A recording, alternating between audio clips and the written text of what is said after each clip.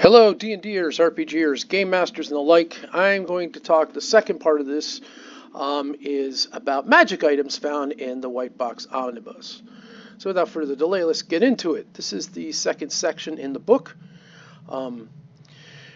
First of all, it kind of goes through a couple really cool things. Like I said, this is James Spahn's. I guess he's pulling from multiple resources, right? I think he gets credit to a bunch of different people. But you can see that these are really quick, light descriptive things, right? That can explain fun things to add to the game if you're playing White Box, right? Different types of armor and shields. Let's get bearskin, bone mail, carapace, plate mail, dragon scale, and then obviously he kind of keeps it very, very simple, and it's sort of awesome when you kind of do things like this and you can just add the stuff when you're playing the game. So he goes through a whole different things of armor selection, and the next thing is a potion thing. So you're thinking maybe 10 items for each thing. I guess in this case, let's count them, but I think there's really like 10 different things that you can be used right here. So let's take this, right? 1, 2, 3, 4, 5, 6, 7, 8, 9, 10, 11, 12, 13. I guess there's 13. Last one is the Captain American. Throw your mighty shield, and then it comes back to you, which is kind of good. If this was a bonus action, this would be kind of neat, right? But I think it's the only one that you would do it. So this is like the GM can decide, hey, that's a bonus action if you get to use this every other round or something, right? So then you got potions. Obviously, it's just adding to what's already found in White Box, right? And these are sort of nice. It talks about just different pieces of things.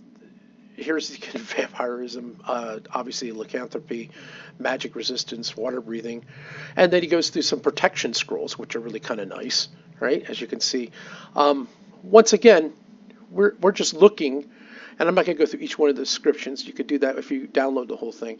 I'll just kind of give you an overview of what you find there, right? So some of these things I don't see anywhere. It's like this is a protection scroll for negative energy. You can't be affected by level draining from the undead, which is kind of cool. Protection from petrification, right? And then this one is like a positive energy. Almost sounds like a curse. You're immune to cure wounds 1 and 2, and cannot be turned by, unless you're like, let's say, I don't know why you would want that. It's not protection. It's kind of mess. Kind of interesting. Then it's kind of cool. Got a list of different rings that can be used. Archery, dark sight, cold resistance, languages. This one's plenty's kind of cool. It means you never ever need food or water. That's neat. Swordsmanship, timelessness, right? That's kind of cool. Immune to aging. That's kind of awesome in natural or magic. So some of this, I guess, I didn't see anywhere else, and maybe I just don't have the background that sees a ring like that around here. That's known. I've never seen something that says timelessness ring, but it's kind of cool. There's one of vitality and water breathing and weapon mastery. And then he gives a list of some staffs. This is kind of cool. Probably the only thing I would have ever wanted, maybe. I don't know, maybe that's too much. In doing this, he could have maybe numbered this, and therefore you just roll dice and you find out which one, like a random, you found this staff or this wand, which is kind of cool, right? And obviously, if these are considered greater wands, like some of these staves up here, right? I mean, let's see, my mouse is going. This has the cost of 1 charge, but they don't really tell you how much is the base charge of any of these things, right? Maybe this one, right? This one says 3 charges, fire only, right? This has 2 charges, 1 charge, 5 charges. And I noticed with the other book, the White Box Fantastic Medieval Adventure game, they don't really describe how many charges. I think sometimes it's 10. So once again, it's game master discretion. The great things about things like this that have charges, I guess you might say, is that sometimes you want to give the playing characters a useful tool, but you don't want it abused. Therefore, if it has charges, they're less likely to use it. And if they do get to the point where they extinguish all the charges, maybe they can find someone that can recharge it. So that kind of makes it sort of fun. So these require 1 charge. This requires 2 charges, but it doesn't tell how many charges you get with the staff to begin with. So that's Game Master discretion. Different types of wands, detection of evil, invisibility, radiant blade. These are really cool. I think it's neat that how these things are made up, right? This one could transform into a crowbar, 10-foot pole, or a shovel for 6 hours, and it has 10 charges. That's very interesting. Little gimmick, I guess you might say, for a wand. It can do all these different things, but I guess for one charge, it could just be a 10-foot pole for 6 hours. And then to do another one, let's say, oh God, now I need a crowbar, so I'm going to switch into something else. So I guess if you break the 10-foot pole or break the shovel, you broke the wand. Once one, beautiful thing about White Box, it's Game Master discretion, right? I do like the weapons they have here. Very fascinating.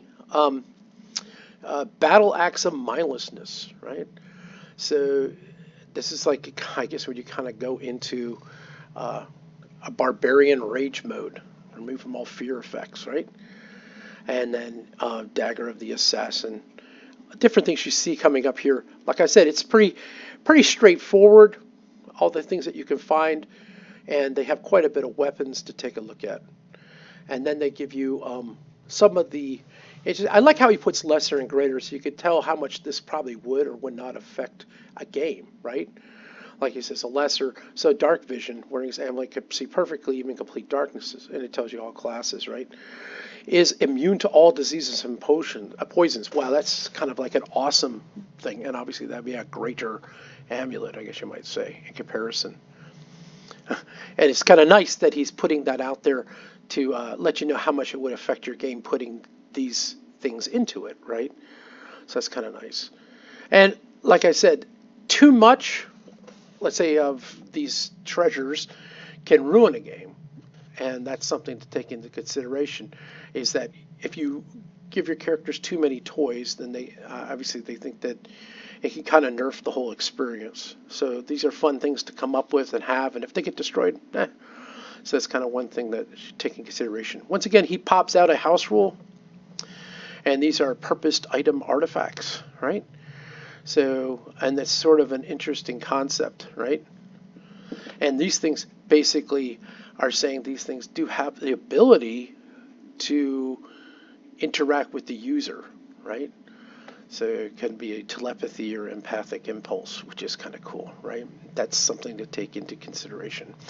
So this pretty much takes into what is available in this section. Like I said, part of this is I'm just kind of giving an overview of the omnibus in case people are saying, well, how useful it is and what do they have in it. I mean, you could download it and look through it. Like I said, do I want the book? I got the book. I think it's totally worth it. So these are things to take into consideration. I thank you for your time, and hopefully you have an excellent day.